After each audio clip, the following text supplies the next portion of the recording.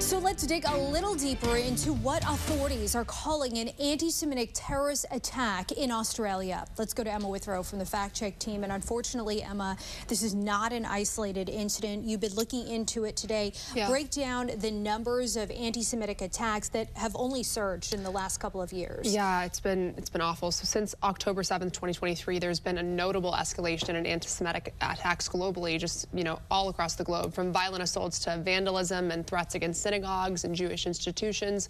Data from the Combat Anti-Semitism movement and research groups indicate that recorded anti-Semitic incidents soared worldwide in 2024, and in some analyses rising by more than 100% compared to previous years, and actually remained elevated into 2025, obviously, as we're seeing these things continue on. Yeah, it's just horrifying to hear the numbers. And the U.S. specifically has dealt with similar incidents. What do the numbers look like here? So the Anti-Defamation League, they tallied up 9,354 anti-Semitic incidents across the U.S. in 2024, which is an 893% increase over the past 10 years. And they say it's the highest number on record that we've seen since the ADL started tracking these incidents 46 years ago. From the very beginning. All right, Emma, thank you so much. A little later on, Emma will be back to break down the political climate in Australia leading up to this attack. I'm national correspondent Kayla Gaskins in Washington. A deadly mass shooting at Australia's Bondi Beach, bringing anti-Semitism concerns back into focus worldwide. The start of Hanukkah. It's supposed to be a time of celebration for Jewish communities around the world.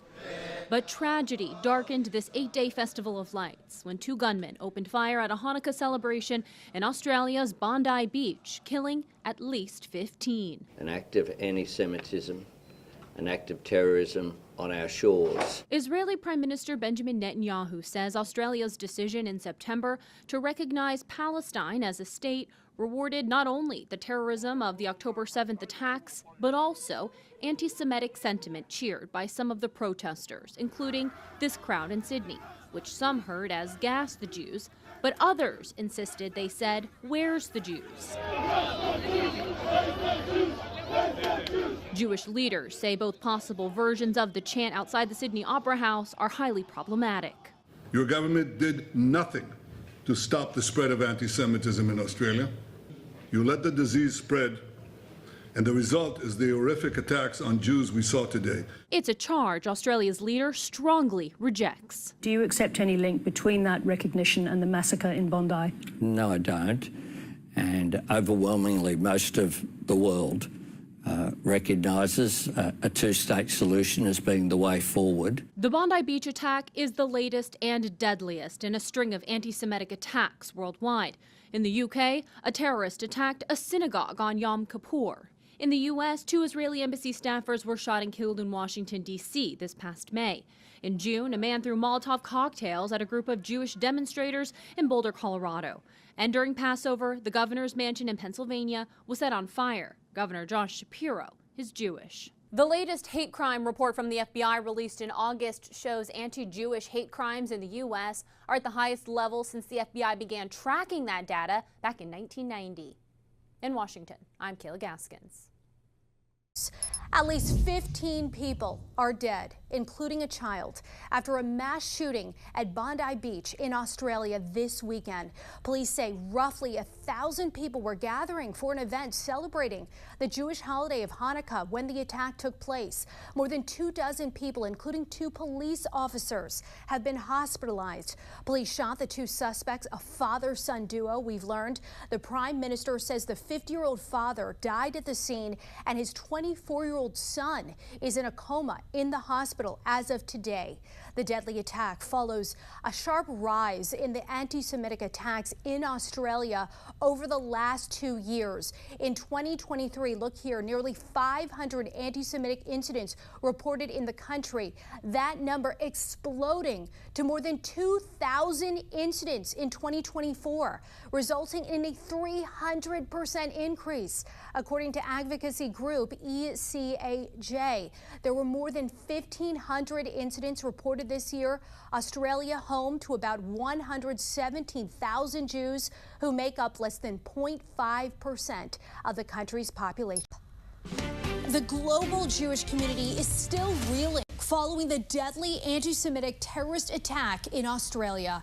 Let's go to Emma Withrow from the Fact Check team. And as you know, Israeli officials were quick to cast the blame on the Australian government. Right. After looking into this, explain the reasoning behind these accusations. So it seems like it mostly stems from the fact that Australia officially recognized the state of Palestine. So in a statement in September, they said, quote, Australia recognizes the legitimate and long-held aspirations of the people of Palestine to a state of their own. And this was part of a coordinated international effort to build new momentum for that two-state solution that we've talked about a lot in the past. But Israeli Prime Minister Benjamin Netanyahu read a letter that he sent to the Australian Prime Minister saying in part, quote, your call for a Palestinian state pours fuel on the anti-Semitic fire. It rewards Hamas terrorists. But then Australia's Prime Minister, he rejected that assertion when asked about it in an interview recently. So there's both sides of that. Something that is for certain is that this is not an isolated incident. Tell us about the history of anti-Semitic attacks in Australia. Yeah, Australia, obviously, this isn't just the first anti-Semitic incident they've had. It's been kind of a steady 2-year escalation. So according to the Jerusalem Post, what started after the October 2023 Hamas attacks as kind of graffiti and threats against Jewish schools and businesses in Australia grew into arson attacks, terror investigations, and government crackdowns. So that rising pattern ultimately led to this deadly Hanukkah shooting at Bondi Beach, which is the worst anti-Semitic attack that we've seen in Australia's history, actually. Just horrible. Just horrible. It's been a horrible week. Emma, thank you so much. And for more on this Fact Check Team topic, including links to Emma's sources, scan the QR code on your screen or visit thenationaldesk.com. It's being described as an act of pure evil. Bondi Beach, a place associated with joy and celebration, forever tarnished. This was an attack deliberately targeted at the Jewish community on the first day of Hanukkah. The mass shooting in Sydney, Australia during a Hanukkah celebration sending shockwaves around the country and the world. That was such a horrible attack. That was a purely anti-Semitic attack. We're supposed to be the lucky country. We're supposed to be a country where people are allowed to express their religion freely, and where something like this happens is unbelievable.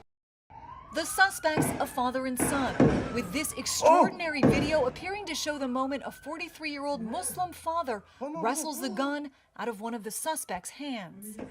We saw an action of a brave man, turns out a Muslim brave man, and I salute him, that stopped one of these terrorists from killing innocent Jews.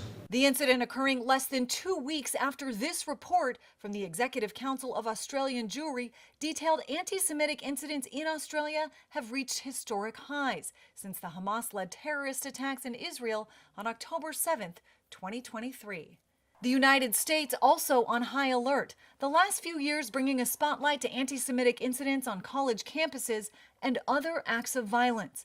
This man over the summer threw Molotov cocktails at a Jewish gathering in Boulder, Colorado.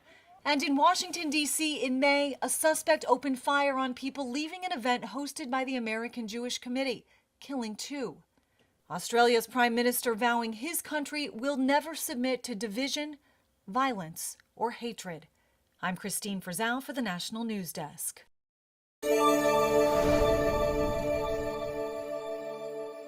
I'm Christine Frizzell in Washington. Tonight, the FBI remains on high alert after disrupting an alleged terror plot set to take place on New Year's Eve.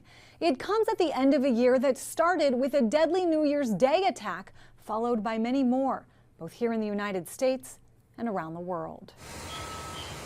In a year that began with a man driving his truck into a crowd of people in New Orleans on New Year's Day, killing 14, a stunning announcement from the FBI. 4 suspects arrested while reportedly conducting practice drills ahead of planned attacks in Los Angeles on New Year's Eve. These bombs were to blow up at the same time on midnight this New Year's Eve. The 4 subjects are members of a radical faction of the Turtle Island Liberation Front, TILF. The Turtle Island Liberation Front, according to the FBI, is a violent, homegrown anti-government group with additional plans to attack New Orleans and Immigration and Customs Enforcement agents. These photos of their materials shared by the FBI. They had bomb-making wherewithal. They were test-firing bombs in the desert. And if they pulled this off, 5 bombs going off in crowded stores and locations in L.A.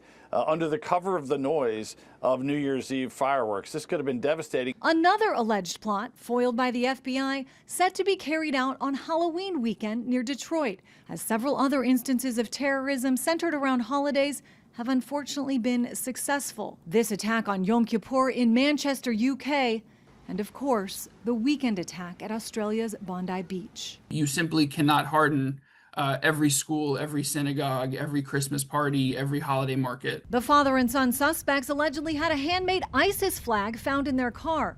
The ideology no longer concentrated in the Middle East and Africa, with 279 ISIS sympathizers charged in the United States since 2014. Experts say one common thread spans multiple ideologies. They want to send that message. They want to be able to say that they are striking fear into the heart of the government, that they are changing government policy, and regardless of the ideology behind it, that is terrorism. When it comes to bringing people on board, experts say nothing has played as major of a role as the internet and social media. I'm Christine Frizzau reporting. The anti-Semitic terrorist attack at Australia's Bondi Beach, where 15 people were killed and dozens more injured, was ISIS-inspired. That's according to the country's prime minister. According to ABC News tonight, the alleged father and son gunmen allegedly shouted an Arabic phrase meaning God is greater as they carried out that massacre. One of the suspects' cars also contained ISIS flags. Investigators are now piecing together their movements. Now, the pair traveled to the Philippines just weeks leading up to that attack, an area home to several Islamist insurgent groups. Brand new video here also shows the moments an elderly couple tried to tackle one of those shooters. They were the first to confront him before being shot and killed. They're being hailed as heroes tonight who likely saved many lives. Friends and family starting this GoFundMe, writing, quote, "This act of bravery and selflessness reflects exactly who they were, people who instinctively chose to help, even at great personal risk." Sydney continues to mourn the lives lost tonight with a growing floral memorial by the beach pavilion. Funerals are expected to get underway soon.